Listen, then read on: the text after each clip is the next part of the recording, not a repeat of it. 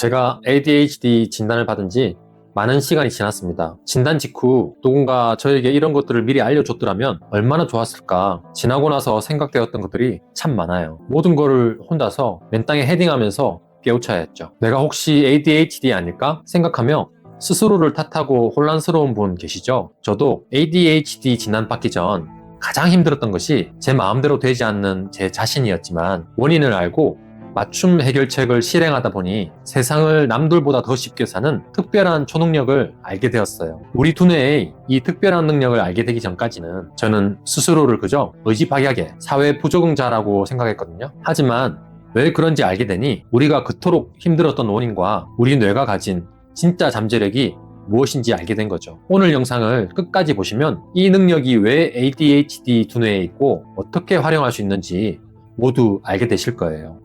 인생이 잘 안 풀려서 우울해 하시는 분들께 제가 직접 부딪히며 배운 꿀팁 3가지, 그리고 제 인생을 가장 극적으로 바꾼 보너스 팁 1가지를 알려드리려고 해요. 너는 누군데 이런 이야기를 하냐? 라고 말씀하시는 분이 많이 계셔서 제 이야기를 좀 드릴게요. 저는 심각한 ADHD 우울증 환자였습니다. 아스퍼거 증후군도 가지고 있어요. 주변에 친구가 하나도 없죠. 병원도 계속 다니고 있어요. 사람이 힘들어지니까 여기저기 민간요법이라고 해야 되나? 좋다고 하는 건 다 해보게 되더라고요. 그런데 약 먹고 좋다는 거 다 해봐도 우울증이나 집중력 문제가 확 좋아지지는 않았어요. 그러다 우연히 경희대 의료원 방건호 교수님 강의를 들으니 ADHD 두뇌를 가장 효율적으로 발전시키는 게 운동이라고 하시더라고요. 그래서 운동이나 행동요법을 실천하려고 했는데 이게 정말 큰 결심을 하고 몇 번이나 실패하고 난 다음에 갈 수 있을 정도로 실행이 잘 안 되더라고요. 그러니까 그렇게 에너지를 많이 소진하면서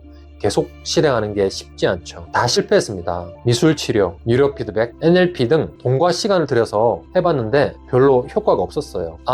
이건 제 개인적인 경험이니까요. 다른 분들은 좋아지셨을 수도 있죠. 아무튼 저는 안 되더라고요. 아무리 좋은 방법이라도 제가 꾸준히 계속해야 효과가 나오잖아요. 그런데 이게 머릿속에서 도파민이 나오지 않으니까 안 하게 되더라고요. 우리가 재미없어 해서 실행을 못하는 게 다 도파민 레벨이 낮아서 그렇다던데요. 그런데 지금 하고 있는 운동은 달랐습니다. 상대와 마치 체스를 두는 듯이 몸으로 게임을 하면서 나오는 쾌감과 성취감, 땀 흘리고 샤워할 때의 상쾌함, 이렇게 저희 ADHD 증상을 극복시켜주는 운동을 만나게 되었고, 그 이후로 꾸준하게 이 운동을 하면서 많은 성취를 이루어냈어요. 대외 활동을 하면서 오세훈 서울시장님 유튜브에 출연해서 개인 수업도 해드리고, 박범계 법무부 장관님도 뵙고, 정봉주 의원도 뵙고, 전재수 해양수산부 장관님도 뵙고, 김문수 도지사님도 배웠죠. 우리나라 국위 선양을 위해 좌우 가리지 않고 정치인들 만나서 말씀도 많이 드렸어요.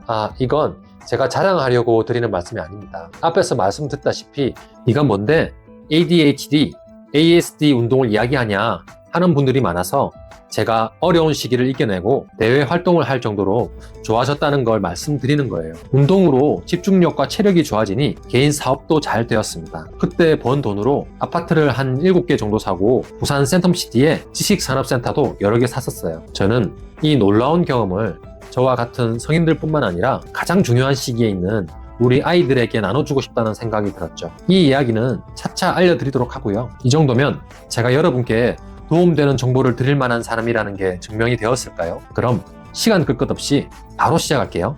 꿀팁 1. 당신의 뇌는 연비 나쁜 고성능 엔진이다.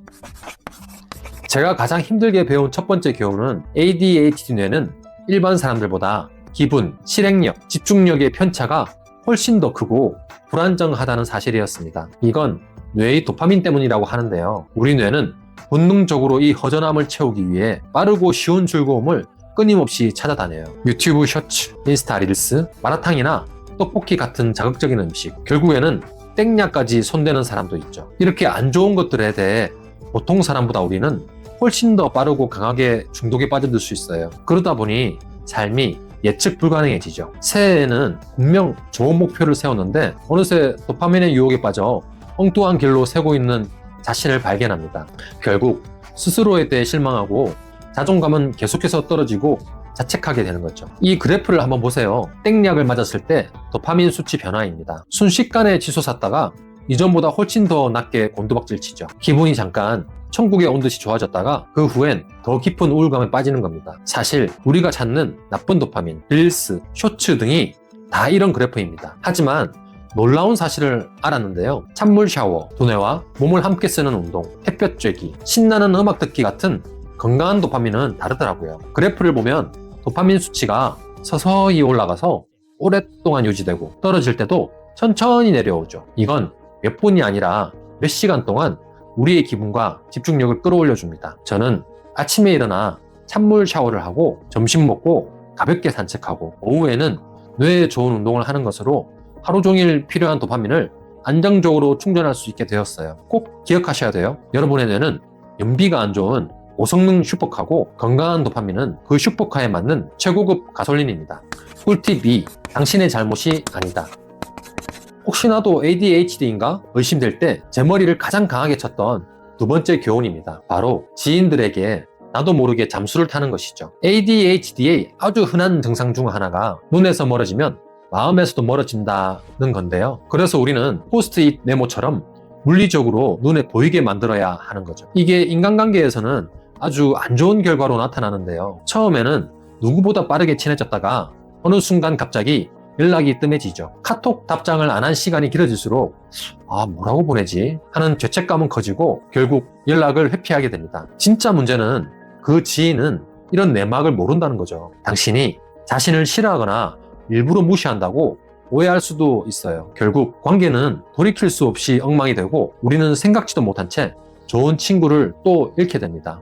저는 이 사실을 알고 나서 제가 소중하게 생각하는 사람들에게 제 ADHD의 이런 면에 대해서 솔직하게 털어놓았습니다. 그리고 이렇게 부탁하였어요. 내가 가끔 먼저 연락을 안 해도 그건 네가 싫어서가 절대 아니야. 그러니 보고 싶을 때는 너가 먼저 전화해주거나 약속을 잡아줄래? 처음에는 이런 말을 하는 게 좀 어색했지만 지금은 제 인간관계의 모든 것을 바꿔놓은 꿀팁이 되었습니다. 솔직하게 이야기하니 이제 제 주변 사람들은 제가 연락이 잘 안 되어도 그게 싫어하는 감정 때문이 아니라는 걸 이해해 준답니다. 꿀팁 3.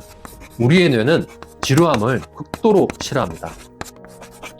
ADHD 성향이 있다면 침대 밖으로 한 발짝 떼기도 힘든 시기를 반드시 겪게 됩니다. 어제까지 즐거웠던 일상이 갑자기 아무 희망도 없는 것처럼 느껴지고 반복적인 일상이 무의미하게 느껴지는 거죠. 몇 주 전까지만 해도 정말 즐겁게 했던 일들에 저는 흥미가 없어진 자신을 보며 깊은 자책감에 빠지는 경우가 많습니다. 저는 이럴 때마다 제 삶에 의도적으로 새로운 것을 만들어줘야 된다는 것을 알았습니다. 일하는 환경을 바꿔보거나 새로운 사람을 만나거나 한 번도 가보지 못한 곳으로 여행을 떠나는 거죠. 아주 간단하고 쉽게는 늘 가고 싶었던 곳으로 아무 계획 없이 드라이브를 떠나는 것도 효과가 좋더라고요. 새로움은 ADHD 뇌의 가장 강력한 자극제이자 동기부여라고 해요. 새로운 환경에 가면 모든 감각이 깨어나고 우리 뇌가 스펀지처럼 정보를 빨아들이는 그 짜릿한 느낌, 여러분은 아실 거예요. 우리 뇌는 말 그대로 지루한 일에 알레르기 반응이 있어요. 새로운 아이디어와 실행력을 유지하고 싶다면 끊임없이 새로움이라는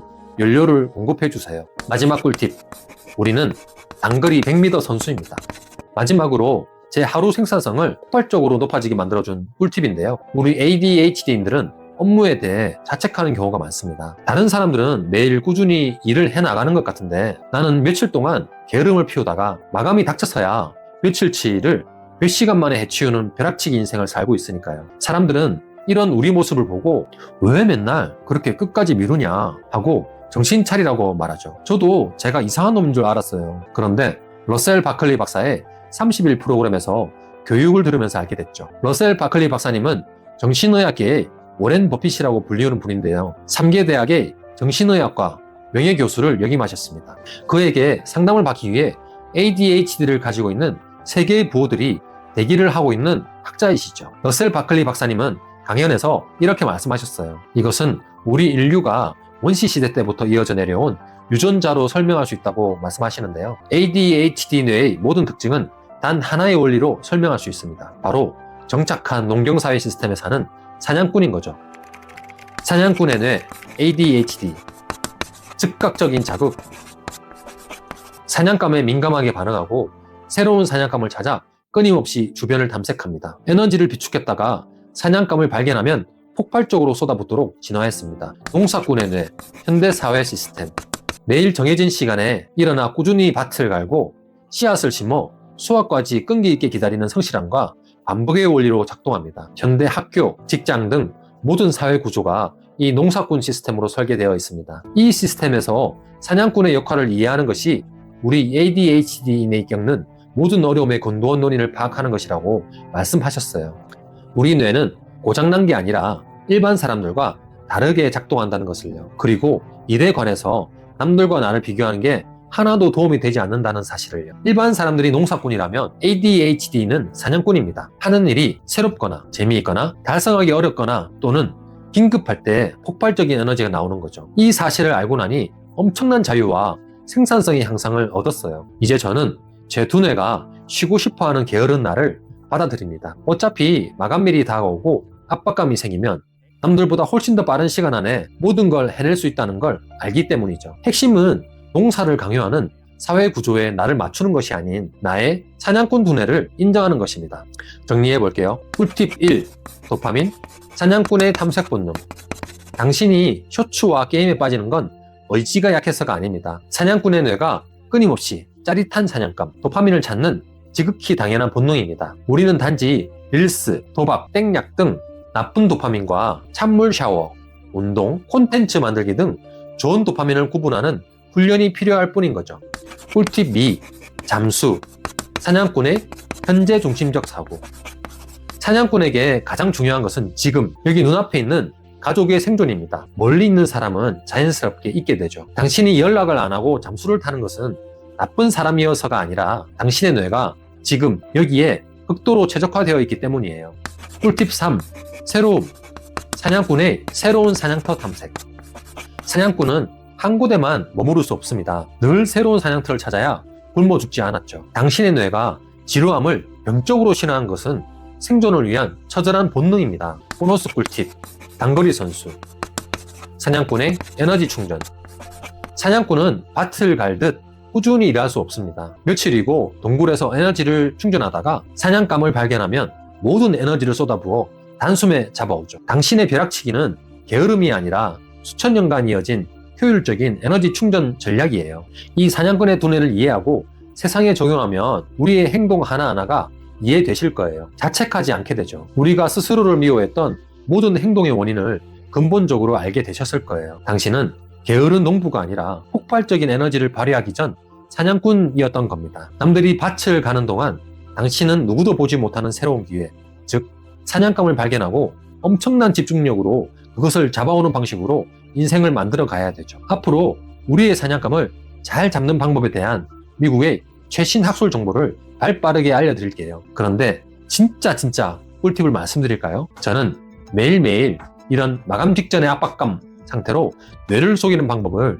러셀 바클리 박사 유료 프로그램에서 배웠어요. 이 프로그램은 돈도 엄청 비싸지만 원한다고 다 들을 수 있는 게 아니거든요. 대기하고 있는 사람이 엄청 많으니까요. 제가 여기서 배운 우리 뇌를 속여서 폭발적인 퍼포먼스를 내는 비법을 다음 영상에서 알려드릴게요. 이 방법 덕분에 흥미없는 일이라도 99% 확률로 미루지 않고 끝낼 수 있게 됐고 여러분이 보시는 유튜브 영상을 꾸준히 올릴 수 있게 되었죠. 제가 러셀 바클리 박사에게 받은 자료와 프로그램도 모두 한국어로 번역해서 노션에 올려놓았거든요. 구독, 좋아요를 눌러놓으시면 몇백만 원을 주고 배워야 되는 꿀팁을 다음 영상에서 공짜로 얻게 되실 거예요. 오늘 제가 알려드린 4가지 꿀팁이 여러분의 삶에 작은 등불이 되었으면 합니다. 긴 영상 봐주셔서 감사드려요. 오늘도 즐거운 하루 되세요.